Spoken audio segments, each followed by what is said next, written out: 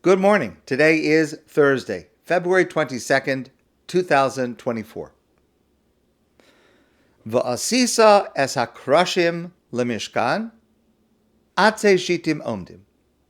In this week's Torah portion, the parsha of Tetzaveh, Hashem commands that in order to build this Mishkan, this sanctuary, this building, they had to make kerashim. Kerashim were boards or columns made of acacia wood, and they were gigantic.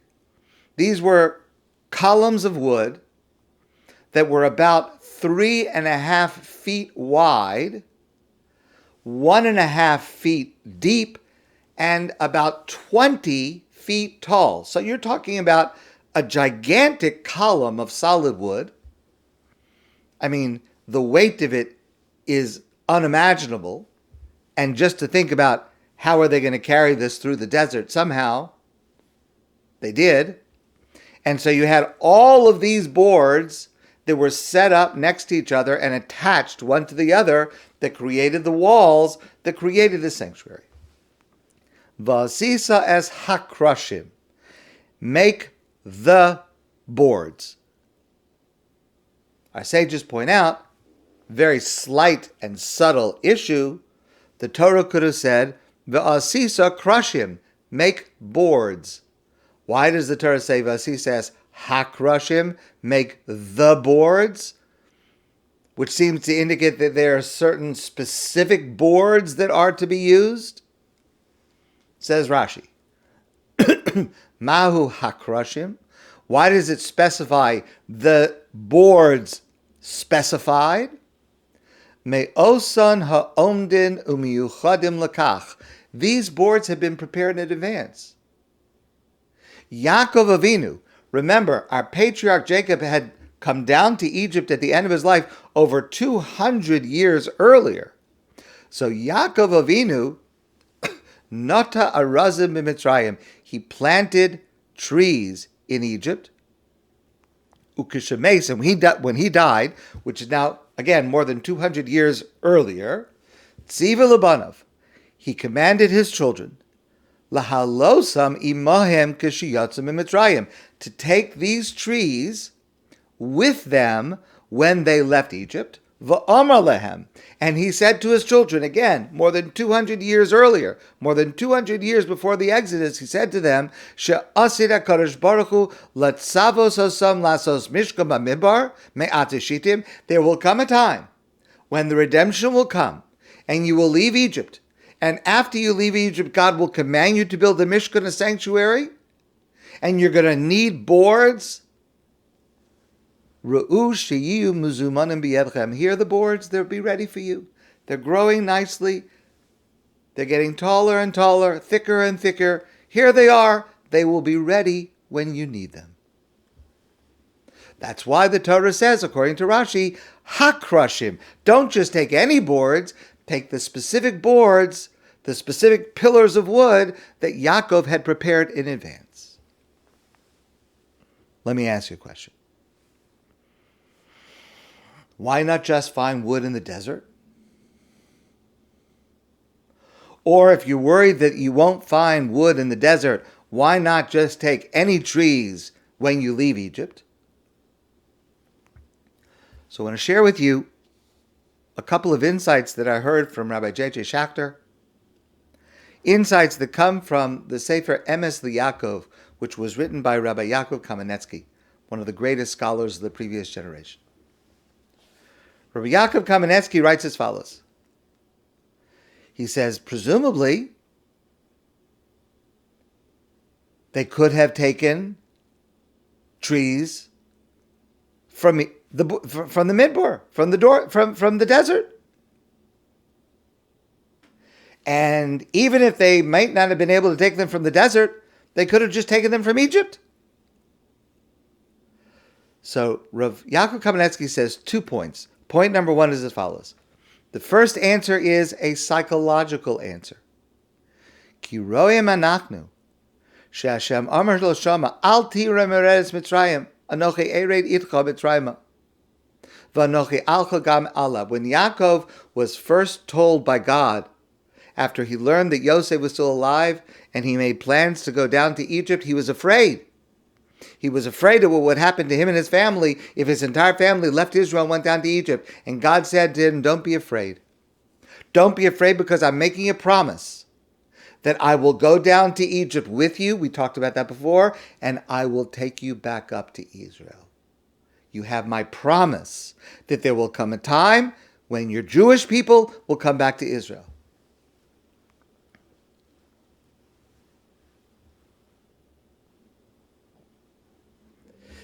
So, if Yaakov was afraid, maybe others were also afraid, especially during 200 years of slavery and persecution. Doesn't look like anything's happening, doesn't look like God has remembered us. V'yadua shebekdei limnoa hazeh lo yaspik ma sheyimtzu lehem siman bal peh pakod yifkod Elokim eschem. Yaakov understood when he got to Egypt, it would not be enough for him simply to repeat God's words to his children and to his grandchildren, and to tell them that they should tell their children that God has promised me that we will go out of Egypt. That oral promise would not be enough to sustain the Jewish people for the terrible, terrible centuries that they would go through in Egypt. They required something tangible. Sheyamod keneged einehem, that would stand in front of their eyes. V'yazkirim b'chol eis ala geula hamuvtechas, and at every moment, wherever they were in Egypt, the Jewish people would see these trees, and when they saw these trees, they would remember the oral tradition that they had received, that they would be redeemed, that there would be an end to this slavery. And that's why Yaakov planted right away these trees, and in order, so to speak, to be able to say to them, to the Jewish people, for the entire time that they were in Egypt, Halo sira shenifkad od. Look with your eyes. You don't have to believe what I'm telling you. Look with your eyes at these trees. Ki alokan heim ha'etzim shemimenu nivne es hamishkan l'kishinigal. These are the trees which will be used to build the Mishkan after we are redeemed. Look, here you can see. It's amazing. It must have been a remarkable support, moral, psychological support for the Jewish people during over 200 years of slavery and persecution with no end in sight. But the end was in sight, literally. These trees.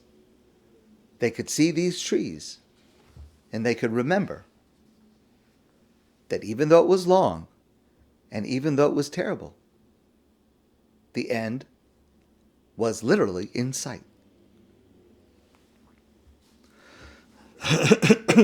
But the story of these trees goes back even further.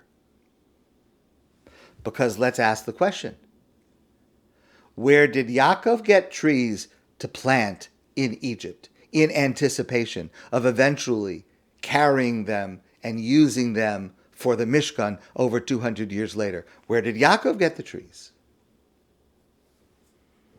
So here's a fascinating story that our rabbis tell in the Medrash.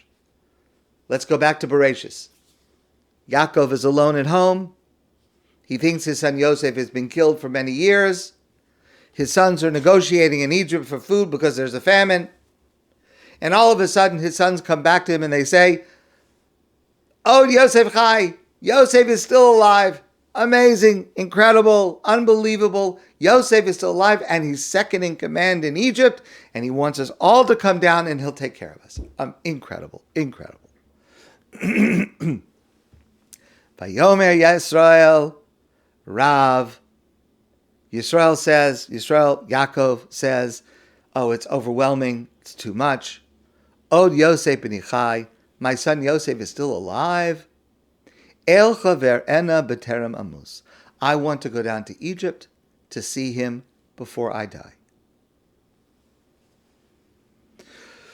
So, Yaakov and his entire family proceeds to travel all together, his family, their possessions, from his home in Israel to Egypt.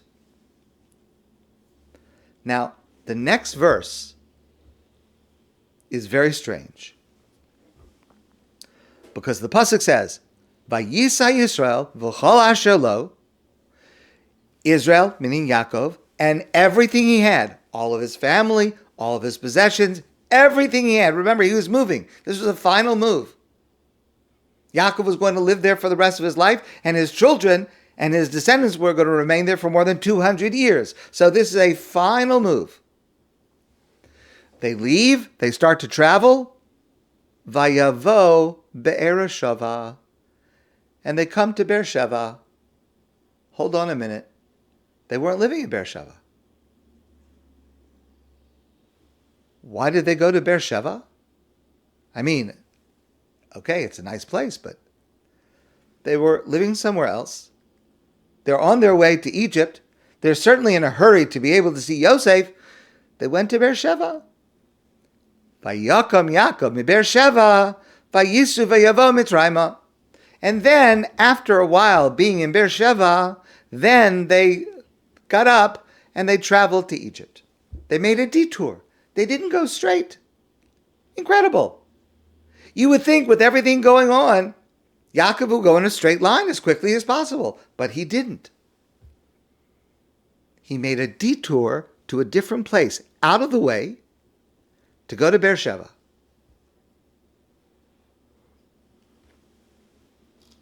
Why would he do that? So listen please to the words of our rabbis in the Medrash. Vayisa Yisrael v'chol asher lo v'yavo Beersheba lehechen halach. Our rabbis in the Medrash ask, why would he make a detour to go to Beersheba? Why did he go there? It's out of the way. It would make it the journey take more time. He was in a rush to get to Egypt to see Yosef while he was still alive. Why would he make a stop in Beersheba? Amar Rav Nachman explains, Sheholach lakotz arazim shenota Avram Zikenu beBeersheba. He went to collect the trees that had been planted by his grandfather Avraham in Beersheba. Which trees did Avraham plant in Beersheba? Well, if we go back a couple of parshios at the end of Avraham's life, the Torah tells us, Vayita Eshel beBeersheba.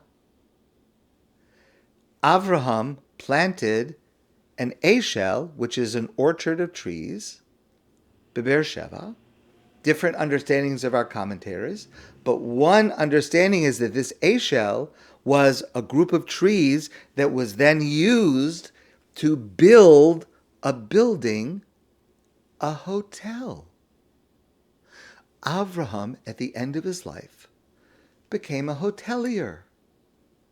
Not because of the profit involved, but because at the end of Avraham's life, he wanted to devote himself to being able to do acts of kindness, to bring strangers in, to give them hospitality, no matter who it was, to be able to show hospitality. And he had placed these boards in order to build this structure so that he could show hospitality to strangers. So hold on a minute. Let's just understand where we're starting here. Vasi says Kerashim, and you should make the Kerashim, the boards. So these trees that were used for the boards, they were not just boards that appeared, trees that appeared when they were needed to be built. They were not just growing in Egypt for 200 years as a visible reminder of the redemption during slavery. They were not even just trees that originally came from Israel. Maybe they had the holiness of the land of Israel, so the boards of the Mishkan should be built with boards that had the holiness of the land of Israel, maybe. But these are boards that come from trees that were originally planted by Avraham. And he used them for an eshel, to welcome strangers, to show hospitality to whoever needed it. Listen, please, carefully to the words of Emes L'Yaakov, Rabbi Yaakov Kaminetsky. Ki elu einam stam atzei shitim shegadlu. These are not just regular trees that grew somewhere. Eloheim nitu al yadei Avraham Avinu, but they were planted and grown by Avraham, our forefather, l'shem mitzvah v'chesed, for the purpose of doing acts of kindness, of being able to shelter strangers and offer hospitality and make people feel welcome. The Yaakov Avinu and our forefather Jacob, kisharatza laholich also, Hachana Lebiyan Mishkan, Yaakov wanted, when he got to Egypt, to have this visible reminder that there would be trees standing, and the people would know for as long as they were there that this would end, and they would build the Mishkan, and they would need these trees. Chafash umatza arazim shenetias an haisel Hashem chesed. He didn't just take any trees. He didn't take trees from Egypt. He didn't take trees from where he lived in Israel. He went back to Beersheba, and he took those specific trees that Avraham had originally planted for the purpose of kindness, for the purpose of compassion, for the purpose of making another person feel better. And here's the point, according to Rabbi Yaakov Kaminetsky. Karshei HaMishkan, the walls of the Mishkan. And the same is true of the walls of the Beit HaMikdash, and the same is true for every single shul, every single synagogue, which we refer to as a Mikdash Ma'at, in a miniature way, in a pale way, reflects the essence of the Beit HaMikdash, the Holy Temple. Hayitzrichim, shegam yitziras ha'arazim tiya al yedei chesed. That even the origin of the boards that are used to build it, the origin has to have been that they were planted originally for the purpose of showing kindness and compassion to another. The az tiya hashras hashchina shlema. That is when, and that is only when, the construction is completed, that will be a structure in which God's presence will rest. Ke'elu yamdu la'ad ulolmei olamim. Boards like that will allow for God's presence to rest forever and all eternity within us, among us. And that is just as relevantly a message for us today in our synagogues. Rabbi J. Schacter pointed out, we normally think, we talk about this a lot, that our home should be modeled on the Mishkan, on the temple, the Beit HaMikdash. That our private lives should take from some of the elements of the temple. Our table should be like a shulchan, it should be holy. A place where we eat our meals, it's not just a place to satisfy our human needs. It's a place to serve God by making blessings, by saying words of Torah, by using the food that we eat to elevate us to be able to serve God, by showing hospitality and sharing what we have with others. On Hanukkah, we've talked about this before. Our home should be like the Kohen Gadol, like the high priest lighting the menorah. Remember, in the Beis HaMikdash, only the Kohen Gadol lit the menorah. And on Hanukkah, every single one of us becomes a Kohen Gadol. And that means that every single one of our homes is like the Kodesh, is like the Beis HaMikdash, the Holy Temple. We discussed this before. So we want our home to borrow from and participate in the holiness on the model of the Beit HaMikdash, of the Holy Temple, of the Mishkan. And that's true. We need to treat our home with holiness. We need to bring holiness in our home. We need for it to be a place of elevation. That's true. But the teaching goes the other way as well. The Mishkan had to come from the walls of Avraham's hotel. Walls of kindness, walls of caring, walls of welcoming. And that is precisely what our public spaces should be like.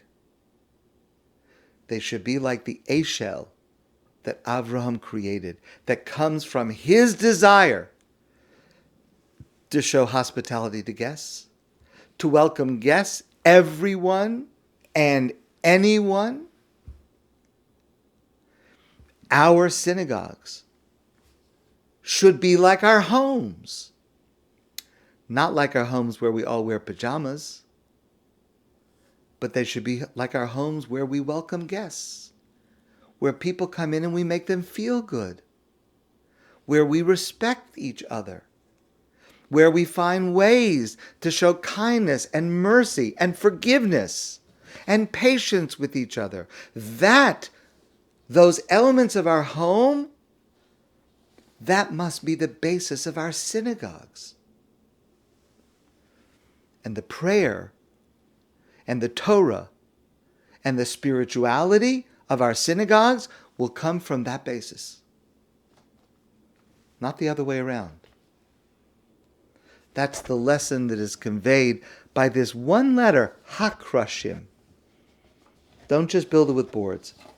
Build it with very specific boards, with a very specific message that is as relevant to us today as it was then.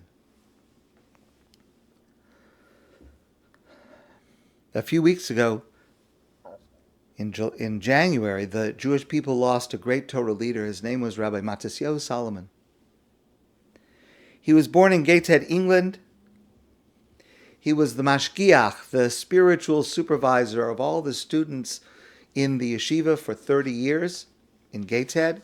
And then he moved to Lakewood, New Jersey, where he was also the mashgiach, the spiritual supervisor, the person in charge of uplifting and looking after the best interests of every single student. Lakewood Yeshiva is one of the largest yeshivos in the world. He held that position from 1997 until his death, just a few weeks ago. He was an incredible teacher, an amazing Torah scholar, a very warm human being. I have quoted him several times to you. When he first arrived in Lakewood, 1997, his first Friday night in the yeshiva in Lakewood, they had a custom, it's a custom in many yeshivos, that at the end of the Friday night davening, all the students line up in front of the teachers, the Rebbeim, and they go from one to the other and they wish good Shabbos. They give a handshake and wish good Shabbos to each one. One of the boys who passed by Rav Solomon for the first time asked him a question, maybe a little bit of chutzpahdik, but he asked him a question. He said to him, "Good Shabbos? It's your first Shabbos here." He said to him, "So what's your plan here in Lakewood? What do you hope to accomplish?" And Rav Solomon gave him the following answer. He said, "You see this line of people passing by? My plan is that each one of these people should have a bigger smile on their face the next time they pass by."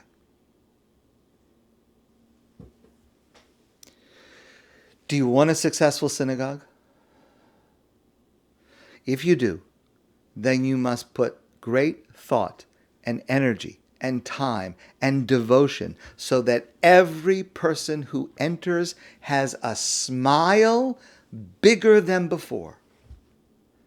Because then and only then will you have a place where Torah and prayer and community will flourish.